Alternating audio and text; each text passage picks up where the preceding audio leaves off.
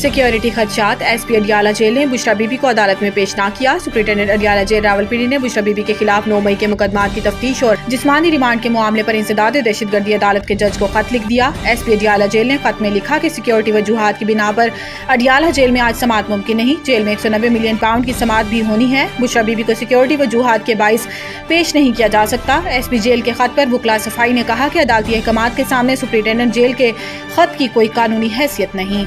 इमरान खान ने मुल्क के खिलाफ साजिशें की और फैज़ हमीद इनके साथ शामिल थे। अता तारड़ इस्लामाबाद में प्रेस कॉन्फ्रेंस करते हुए इन्होंने कहा कि नवाज शरीफ की क़यादत में मुस्लिम लीग नून ने हमेशा आवाम की खिदमत की।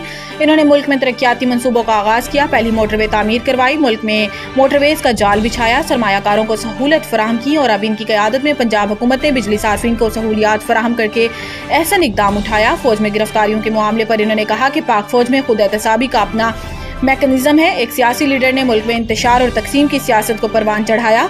इन्होंने मुल्क में बदअमनी फैलाने और मुल्क की सालमियत के खिलाफ साजिशें की। जनरल रिटायर्ड फैज़ हमीद इनकी साजिश में शामिल थे।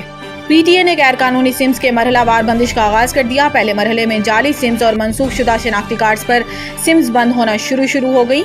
जराये के मुताबिक नादरा से हासिल होने वाले डाटा की बुनियाद पर गैर कानूनी सिम्स को ब्लॉक किया जा रहा है। दूसरे मरहले में एक्सपायर शनाख्ती कार्ड्स पर रजिस्टर्ड सिम्स को बंद किया जाएगा और तीसरे मरहले में फौतशुदा अफराद के नाम पर रजिस्टर्ड सिम्स को बंद किया जाएगा। जराये के मुताबिक मोबाइल सिम्स की बंदिश से कबल सार्फिन को आगाही पैगामात भिजवाएगा और इन पैगामात में सिम्स से मुतालिक डाटा को अपडेट करने को कहा गया।